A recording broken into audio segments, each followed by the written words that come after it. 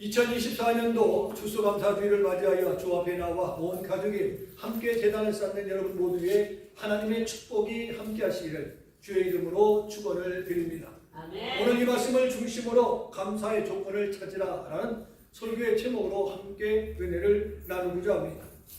오늘은 1년에 한 번 드리는 추수감사주일입니다. 미국에서는 크리스마스와 더불어 1년 중 최대 명절입니다. 감사의 조건이 풍성한 거룩한 주일이 되시기를 주의 이름으로 다시 한번 축원을 드립니다. 감사는 하나님의 선물이고 불평은 사탄의 선물입니다. 하나님은 단 한 번도 불평한 마음을 우리들에게 주시지 않으셨습니다. 감사와 불평은 그 결과가 전혀 다릅니다. 하늘과 땅이 다른 것처럼 그 결과가 너무나 다르고 차이가 있다는 말씀입니다. 이스라엘 민족은 하나님의 사랑과 은혜를 날마다 체험하고 받으며 살아온 백성들입니다. 감사할 줄 모르고 원망하고 불평하고 살아오다가 결국에 광야에서 다 죽고 만 것을 우리는 성경을 통하여 발견할 수가 있습니다. 우리 개인도 감사를 외면하고 불평, 불만을 가슴에 품고 토해내기 시작한다면 그 연이 병들고 삶이 실패로 마무리 짓게 될 것입니다. 감사하면 어떻게 됩니까? 첫째, 내 마음이 기쁘고 평안해지는 줄로 믿습니다. 아멘. 감사는 긍정적인 표현입니다.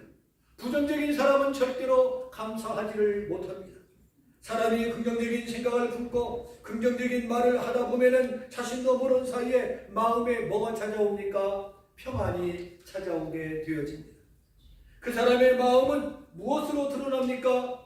그의 얼굴로 드러납니다. 성난 짐승의 얼굴은 어떻습니까? 여러분, 정말 험악하기 그지없습니다. 이그러지고 사납습니다. 그리고 눈이 무섭습니다. 사람의 얼굴 역시 성난 사람은 얼굴도 무섭고 이그러지고 눈빛도 무섭습니다. 그러나 감사하는 마음을 보면 얼굴이 평안해지고 눈도 말도 순해지는 것을 보게 되어집니다. 둘째로 감사하면 분위기가 좋아집니다. 어느 병원에 진료를 받기 위해서 들어갔습니다. 입구에 단정한 글씨로 어서 오십시오, 환영합니다, 감사합니다라는 구호들이 쓰여져 있었습니다. 그 구호들을 보는 순간 들어가면서부터 마음이 평안해지고 여기 아이들 말로 기분이가 참 좋아졌습니다. 국가 분위기도 마찬가지입니다. 대통령이나 국무위원, 장관이나 국회의원들이 싱글벙글 웃으며 감사합니다, 수고하셨습니다라고 인사를 하는 나라치고 왜 어려움을 당하겠습니까? 왜 힘들겠습니까? 왜 문제가 풀리지 않겠습니까? 오늘 이 시대는 전투적인 사회입니다. 공격적인 분위기는 좋지 않습니다. 우리가 서로 감사하고 격려하는 교회와 가정이 되기를 주의 이름으로 축원을 드립니다. 레이건 대통령 시절에 많은 분들이 대통령에게 이런 질문을 했다고 합니다. 카카, 어떻게 대통령 임기 동안에 이렇게 경기가 좋고 사회가 웃음이 끊이지 않습니까? 그 비결이 무엇입니까? 라고 레이건 대통령에게 많은 기자들이 질문했을 때 레이건 대통령이 딱 한 말은 한마디였습니다. 예, 저처럼 웃으면 됩니다. 이런 참모들이 합니다. 명언이었습니다. 그렇습니다. 웃으면 모든 것이 찾아옵니다. 만복의 근원이 웃으면 되는 줄로 믿습니다. 셋째, 감사하면 하나님이 기뻐하십니다. 원망과 불평은 마귀가 기뻐하는 제사입니다만 감사는 하나님이 기뻐하는 제사입니다. 시편 50편 14절을 보면 감사로 하나님께 제사를 드리며 지존하신 이에게 내 수원을 갚으리라고 했습니다. 23절을 보면 감사로 제사를 드리는 자가 나를 영화롭게 하나니 그의 행위를 옳게 하는 자에게 내가 하나님의 구원을 보리라 말씀하여 주셨습니다. 감사로 제사를 드리는 사람이 하나님을 영화롭게 한다고 분명히 말씀하고 있습니다. 그리고 감사로 제사를 드리며 행위를 옳게 하는 사람에게 하나님의 구원을 보여주시겠다고 했습니다. 그만큼 감사로 드리는 제사가 얼마나 중요하고 위대한가를 말씀해주고 있습니다. 오늘 이 자리에 드려지는 예배가 추수감사 주일이기 때문에 감사 예배를 드리는 것이 아니라 하나님 앞에 드려지는 항상 모든 예배가 감사로 드려지는 예배가 되어지기를 희망합니다. 아멘. 넷째로 감사하면 감사할 일이 더 많아집니다. 감사하면 감사할 일이 계속 일어납니다. 한숨을 쉬는 것을 되풀이하게 되어지면 자신도 모르게 뭐가 나와요? 한숨 쉬는 것에 익숙해집니다. 그래서 나도 모르는 사이에 알파, 어느 분은 그래요. 저는 그때 말합니다. 한숨을 쉬지를 말든지 아멘을 하지를 말든지 가능하면 둘 중에 하나만 하세요 라고 말씀을 건넵니다. 포기를 자주 하면요, 포기도 익숙해집니다. 그러나 감사를 반복하면 감사도 익숙해집니다. 그러다 보면 감사할 일이 더 많아지게 되는 줄로 믿습니다. 기도도 반복하다 보면 생활화되고, 감사도 찬성도 반복하다 보면 생활화됩니다. 나쁜 일을 반복하다 보면 어떻게 돼요? 나도 모르는 사이에 익숙해집니다. 반대로 좋은 일을 반복하다 보면 역시 익숙해집니다. 그러나 우리는 좋은 일을 계속 반복해야 할 줄로 믿습니다. 감사하기를 힘써야 합니다. 우리는 본문을 통해서 사도 바울이 밝힌 감사의 조건들이 무엇인가? 첫째로 우리는 구원받게 하심을 감사하라는 것입니다. 오늘 본문으로 돌아갑니다. 13절 말씀을 봅니다. 주께서 사랑하시는 형제들아, 우리가 항상 너희에 관하여 마땅히 하나님께 감사할 것은 하나님이 처음부터 너희에 택하사 성령에 거룩하게 하심과 진리를 믿음으로 구원을 받게 하심이라고 말씀하고 있습니다. 하나님은 우리를 택하시고 더럽고 추한 우리를 거룩하게 하시고 아무런 조건 없이 우리를 구원하여 주셨습니다.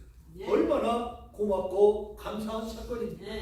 그래서 우리는 그 은혜에 감사해야 됩니다. 그 은혜에 무엇으로 보답할까 하는 마음으로 오늘을 살아야 합니다. 내가 구원받았다는 것은 주의 문제가 해결되었다는 것입니다. 내가 벗어 던질 수도 없고 내가 풀어볼 수도 없는 일들을 하나님께서 다 풀어주시고 해방시켜 주신 것에 대해서는 감사하지 않을 수가 없다는 말씀입니다. 죄보다 무서운 것은 없습니다. 죄는 육체도 영혼도 다 파멸시킵니다. 그리고 지옥으로 끌고 가는 것이 뭡니까? 죄의 문제입니다.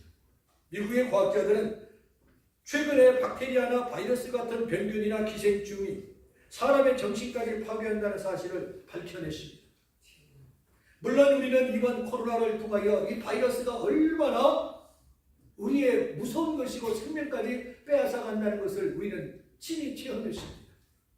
미국에서만도 115만 명 이상이 생명을 앗아갔습니다. 코로나 바이러스가 눈으로 보여요? 안 보여요? 안 보입니다. 박테리아나 바이러스는 현미경을 통해서만이 볼 수가 있는 미세한 생물입니다. 육안으로는 보이지 않습니다. 그러나 그것이 정신까지 좀먹는다는 것입니다. 우리 윗속에는 또 뭐가 있습니까? 헬리콥터 박테리아가 있습니다. 저도 이 내시경을 할 때는, 피검사를 할 때는 꼭 그것이 있는가 확인을 합니다. 이놈은 주로 윗벽에 붙어 기생하는데 윗벽을 갉아 상처를 냅니다. 상처는 윗속에 우리가 잘 먹는 김치나 커피를 마시게 되어지면 자극이 되어져서 얼마나 아픈지 모릅니다. 그 균 역시 눈으로는 보이지 않습니다. 죄는 작아도 죄입니다. 안 보여도 죄입니다. 숨겨도 죄입니다. 그러나 그 죄는 육신을 망가뜨리고 우리의 영혼을 갉아먹고 있다는 것을 우리는 알아야 되는 것입니다. 그런데 그 죄를 예수님의 십자가로 다 해결해 주시고 용서해 주시고 맡기기만 하면 용서받는다는 사죄의 은총을 선포해 주셨으니 얼마나 감사한 일입니까? 그래서 주님은 우리를 향하여 수고하고 무거운 짐 자들아 다 내게로 오라, 내가 너희를 쉬게 하리라고 말씀하여 주셨습니다. 그 어찌 감사하지 않을 수 있겠느냐는 것입니다. 바울은 그 사실을 믿음으로 구원을 얻게 하셨다라고 설명하고 있습니다. 사랑하는 성도 여러분, 오늘만큼 하나님 감사합니다라고 신앙을 고백합시다. 그리고 감사합니다라고 여호와 하나님을 마음껏 찬양하는 여러분이 되기를 축복합니다. 둘째로 영원한 위로와 좋은 소망을 은혜로 주신 것을 감사하라는 것입니다. 본문 16절 말씀을 봅니다.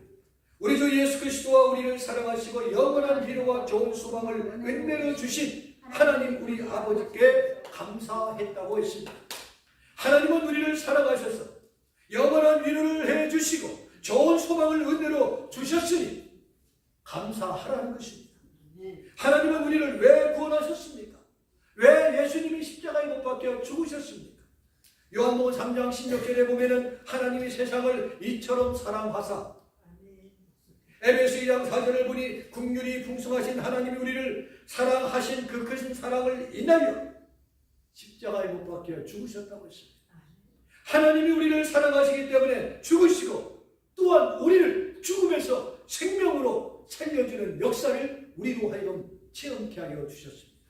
그뿐입니까? 영원한 위로와 좋은 소망을 주셨다는 말씀에 여러분 주목해 보시기 바랍니다.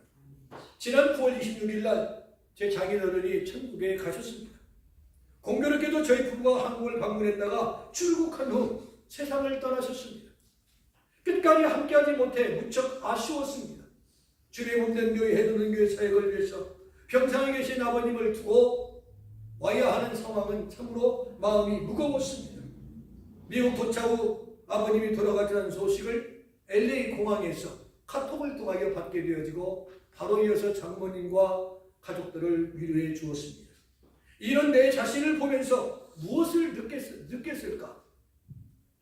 사람이 사람을 위로한다는 것은 다분히 형식적이다라는 것입니다.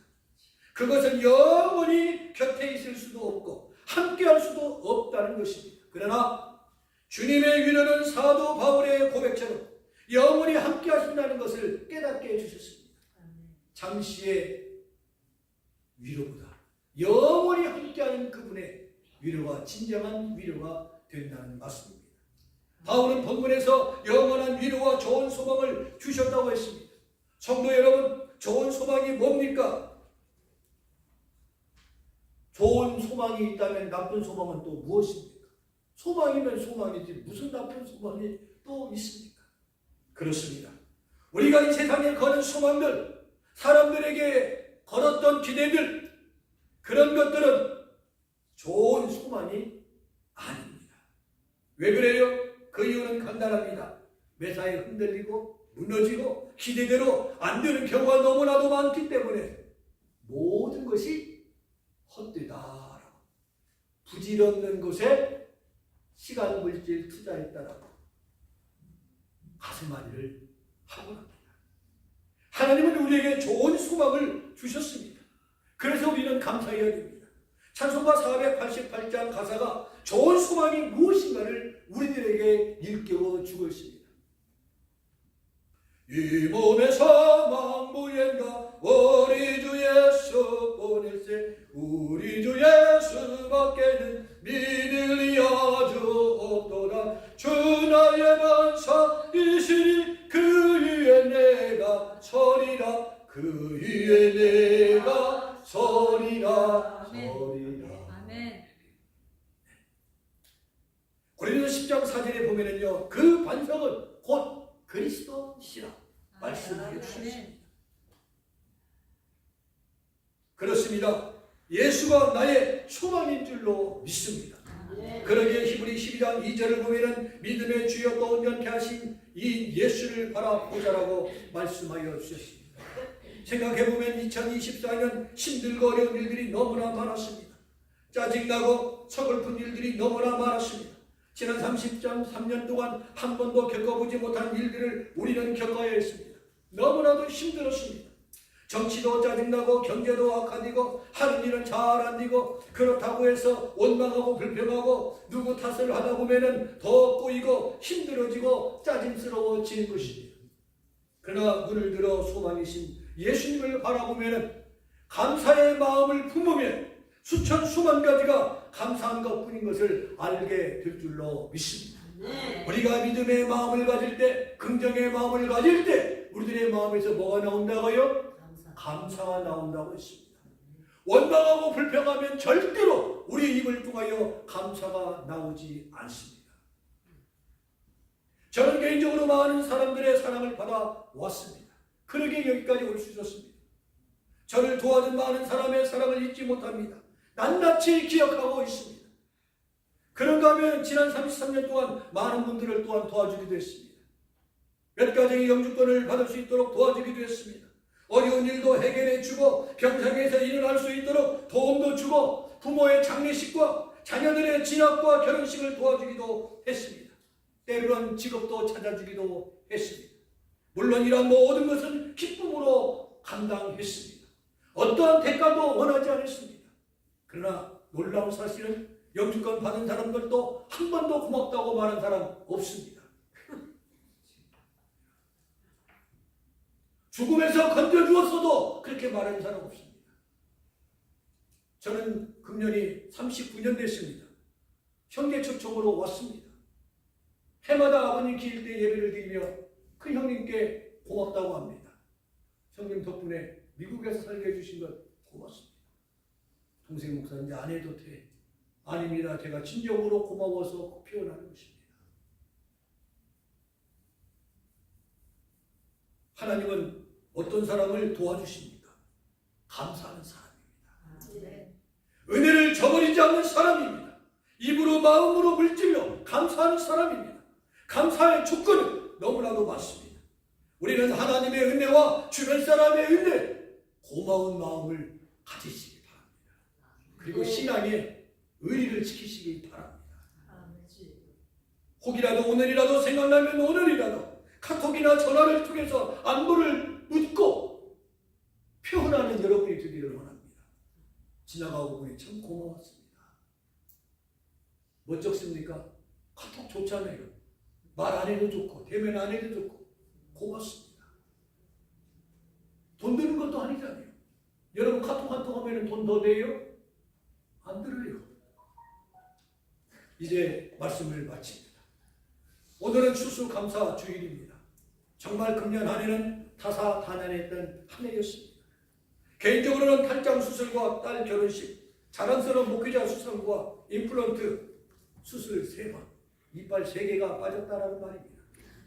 아내 발목 수술과 직장 복귀, 그리고 천국의 장인들을 보내드리는 일들이 있었습니다. 교회적으로는 많은 어려움을 극복하고 새로운 도약의 뜻을 합한 일들과 자선 바자회를 통하여 노거천 교회를 후원한 일입니다. 금년에 해돋는 교회가 웹 방문 횟수가 45,000번이 넘었습니다. 저도 보고 깜짝 놀라지 않을 수가 없었습니다. 그래서 메시지나 찬양이나 간영이나 정말 책임감을 가지고 더 열심히 충실하게 감당해야겠다는 각오가 생깁니다. 힘들었던 한 해였으나 반면에 감사한 일도 참 많았던 한 해였습니다. 설교 한 편에 2667번도 방문하고 칼럼에 1130번도 방문하고 찬양에 1049번도 방문하고 행사에 1125번도 방문하는 웹사이트를 보면서 코로나 이후에 많은 분들이 해돋는 교회에 관심을 가지고 방문하고 신앙생활에 도움이 되고 힘을 받고 있구나라는 생각을 가져보았습니다. 여러분, 오늘은 입으로 마음으로 물질로 감사를 표현하는 2024년도 추수감사절이 되기를 주의 이름으로 축원을 드립니다.